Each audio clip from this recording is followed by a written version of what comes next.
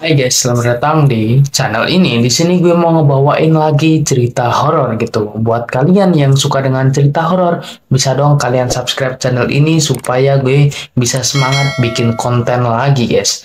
Oh ya, buat kalian yang punya kejadian horor atau mistis dan ingin diceritain, bisa dong di-share di IG gue, DM aja di @mr.akfras. Oke, tanpa basa-basi lagi, kita langsung ke pembahasan utamanya. Tapi sebelum itu kita mulai intro dulu, oke? Nah, kejadian atau pengalaman ini dialami oleh seseorang yang kita sebut saja namanya adalah Adam gitu. Dia itu tinggal di sebuah desa yang bisa dibilang agak pelosok. Untuk keluar dan masuk ke desa tersebut itu harus melewati bukit yang terkenal angker dan juga mengerikan gitu. Nah, langsung aja kita ke ceritanya. Jadi, Adam ini sekolah SMA pada tahun 2013 sampai 2016. Dia ini bersekolah di SMA yang lumayan jauh dari rumahnya. Kira-kira jaraknya itu 30 km. Padahal di sekitar rumahnya ini ada SMA terdekat gitu. Namun anehnya dia ini tetap memilih sekolah yang jauh. Nah, pada awal masuk sekolah, dia ini ngekos. Namun karena beberapa pertimbangan dan akhirnya dia ini pulang pergi dari rumah ke sekolah gitu. Nah, setiap pagi dia ini berangkat dari rumah ini pukul 6 pagi, kembali ke rumah sekitar pukul 6 malam, karena dia ini harus les tambahan dulu setelah pulang sekolah. Tidak jarang pulang ke rumah itu di atas jam 10 malam. Pernah balik jam 1 dini hari dari sekolah ke rumahnya gitu. Itu terjadi ketika dia ini habis selesai lomba. Jika mau ke sekolah, dia ini harus melewati perkebunan kelapa milik masyarakat. Perjalanan perkebunan ini melewati beberapa perbukitan. Ada dua bukit yang dinamakan Bukit Kuntilanak dan juga Bukit Kura-Kura oleh masyarakat setempat. Kenapa dinamakan Bukit Kuntilanak?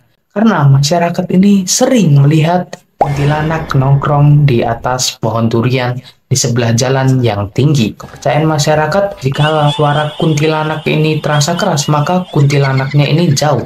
Namun jika pelan, maka kuntilanaknya ini dekat dengan mereka gitu. Nah, ini kejadiannya teman dia, sebut saja namanya Mas G gitu.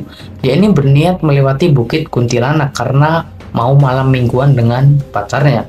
Dia ini mengendarai motor fiction gitu. Posisi saat itu sedang rintik-rintik hujan, jadi orang malas untuk keluar. Di sini masyarakat itu mempercayai bahwa kalau malam hari hujan rintik-rintik, maka bangsa jin ini lebih suka berkeliaran saat melewati Bukit Kuntilanak. Nah, Mas G ini memacu motornya dengan kencang. Tiba-tiba, dia ini mendengar suara kuntilanak pelan di sebelah kupingnya. Pas dia melirik ke belakang di joknya, dia ini melihat Mbak Kunti sedang duduk plus ketawa. Dianya makin memacu motornya hingga dianya ini terjatuh. Nah, di saat dia terjatuh, dia ini melihat Mbak Kuntilanak ini terbang ke atas pohon durian di sebelah jalan. Mbak Kuntinya ini makin tertawa kuat. Mas G ini meninggalkan motornya dan lari menuju ke rumah warga terdekat. Ketika sampai di rumah warga terdekat, Mas G ini langsung mengetuk pintu sambil teriak minta tolong. Dan saat dibuka pemilik rumah, Mas G ini sudah pucat karena ketakutan. Mas G ini tidak berani mengambil motornya. Jadi yang mengambil motornya tadi adalah si pemilik yang diketuk rumahnya oleh Mas G ini. Nah, keesokan harinya, Mas G ini mengalami sakit demam selama 1 minggu.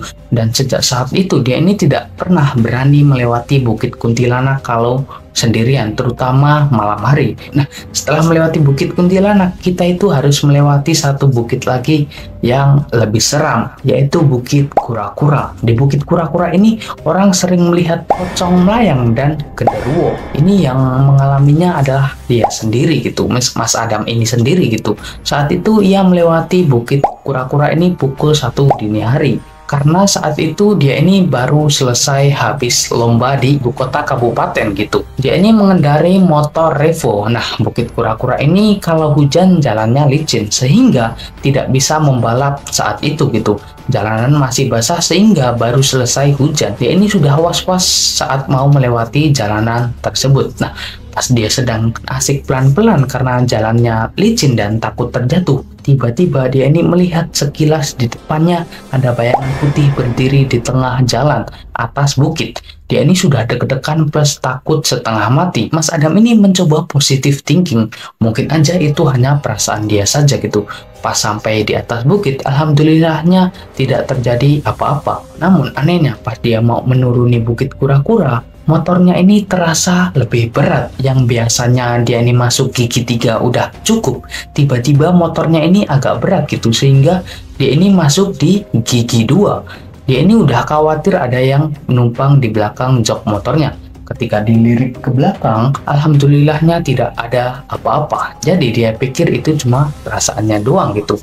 Nah, sesampainya di perkampungan rumah dia, di tengah perkampungan ini, dia ini diberhentikan sama bapak-bapak yang jaga ronda. Karena mereka ini melihat dia ini, si Mas Adam ini dibonceng oleh sebuah pocong. Jadi bapak yang jaga ronda itu memanggil namanya dan dia pun berhenti. Nah, saat itu, saat berhenti, tiba-tiba jok motornya ini terasa lebih ringan gitu. Terus bapaknya ini nanyain dia apakah dia ini merasa diboncengin sesuatu. Dia jawab tidak. Terus bapak tadi itu menyuruh dia ini jangan langsung pulang ke rumah, tetapi ke rumah Pak Ewin dulu gitu. Dia ini langsung lemas ketika mendengar saran dari bapak itu. Dia ini langsung menuju ke rumah Pak Ewin. Oh ya, Pak Ewin ini merupakan orang yang memiliki kemampuan dalam hal dunia-dunia gaib gitu. Nah, sesampainya di rumah Pak Ewin, dia ini dipersilahkan masuk dan langsung dia ceritakan kejadian semuanya. Beliau ini mengambil air putih dan membaca pada air tersebut. Setelah air itu didoain oleh beliau, langsung menyuruh dia untuk meminum air tersebut. Tiba-tiba badannya ini merasa agak lebih ringan. Nah, Pak Ewin ini menyuruh dia menelpon orang tuanya untuk datang ke rumah beliau. Dan setelah itu mama dan adiknya akhirnya datang gitu ke rumah Pak Ewin. Nah, sesampainya di rumah Pak Ewin, akhirnya beliau cerita ke mama kalau pocong dibonceng tadi gitu adalah yang membawa dia ke alam mereka. Lemas plus merinding dia mendengarnya. Untungnya dia ini tidak membonceng pocong itu sampai ke rumah gitu. Karena kata beliau jika dia ini sampai dibawa ke rumah, maka kemungkinan besar dia ini akan ikut ke dalam alam mereka. Setelah itu dia ini disuruh pulang ke rumah, namun tidak boleh sendirian. Terus beliau ini menyuruh dia datang pagi-pagi sehabis sholat subuh berikutnya sambil membawa air aqua. Oh ya, di sini ini bukan endorse ya. Air aqua itu kalau di desa itu kayak gimana ya, Kak? Penyebutan orang-orang desa dengan botol kemasan gitu.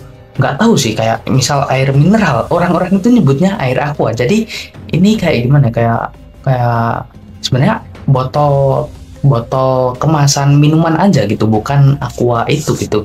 Tapi ini bukan di endorse sih. Mungkin karena brand aqua ini kuat, jadi orang-orang yang ada di pelosok-pelosok di desa itu menyebutnya semua air kemasan itu dengan kata aqua gitu. Nah, lanjut, ketika dia ini sampai ke rumah Pak Ewin, beliau ini langsung meminta air tersebut dan mendoakannya. Beliau ini berpesan air ini diminum sampai habis di pagi hari dan selepas maghrib itu. Dan untuk sementara dia ini tidak diperbolehkan untuk melewati bukit kura-kura selepas maghrib.